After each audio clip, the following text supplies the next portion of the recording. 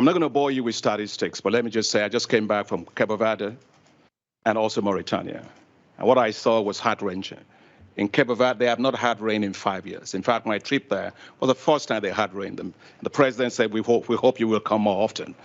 Yeah. In Mauritania, vast area deserted because of lack of rain. And so the positive point is this: Africa is suffering, Africa is choking, Africa is in serious financial distress for what it didn't cause. And therefore, there must be a greater sense of urgency, not in talking, but in doing and in delivering resources that Africa needs very, very desperately. As we go, Alok, fantastic job you did leading us globally in Glasgow. But now we have to deliver in Sharm el-Sheikh, which is the Africa Cup. We must deliver the goods there. And if there are goods to be delivered, it's really about adaptation.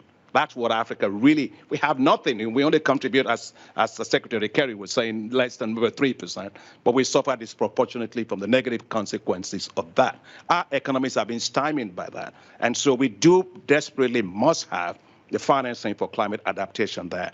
And that's why, myself, former UN Secretary General Ban Ki-moon, and thanking you, Alok, thanking you, Secretary Kerry, and also others for supporting us on the African Adaptation Acceleration Program, which is Africa's program to deliver $25 billion of financing. Thank you also, teams who were there with us in Rotterdam to support Africa at scale. That's the biggest effort on adaptation ever. Secretary Kerry, you were talking about the MDBs. Yes, I'm from the MDB, African Development Bank. We are very bold, as you know, on the issue of climate. We were supposed to do 40% of our financing to climate. We've done 41%. We're supposed to do adaptation at 50-50, adaptation mitigation. Today, we are at 67% on adaptation for Africa, just because we got to put our money where our mouths are. But as we look at this, I want to come back to something that Bill said before he left, which is he said, let's focus adaptation on the countries that are low-income countries, suffering countries, and thank you for your presentation on Papua New Guinea in the small island states, and also Prime Minister. So what we've got to really do, for us in Africa is we have the African Development Fund. All of you are there, Minister from Canada, all of the donors are here, where we decided to open a climate action window, because these countries don't have access to climate finance, and they need $600 billion,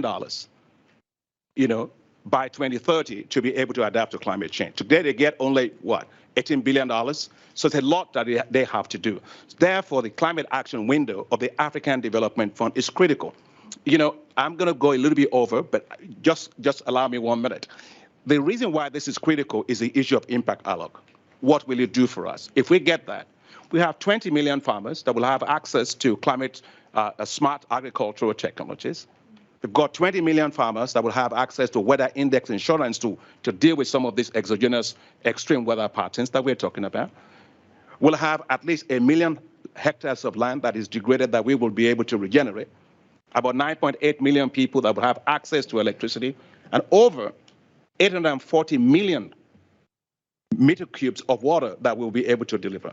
So, and what gives me this confidence that we can do this? We during this issue of the Russian war in Ukraine, we launched a $1.5 billion facility very, very rapidly.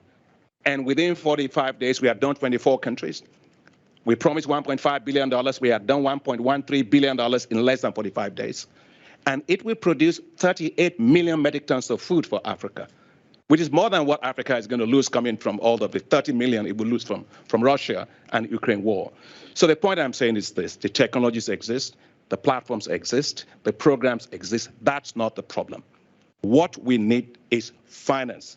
Unfortunately, we have megawatts of talk and zero delivery of financing. So if we can be more efficient in that, I think we'll be able to solve the problem. So I hope that we can land in Sharm el-Sheikh with the $100 billion actually monetized, and so that we can actually help the countries like ours, like Papua New Guinea, like Barbados and others that are suffering, to finally put this to rest. We can do it, but we have to determine that it has to happen in Sharm el-Sheikh.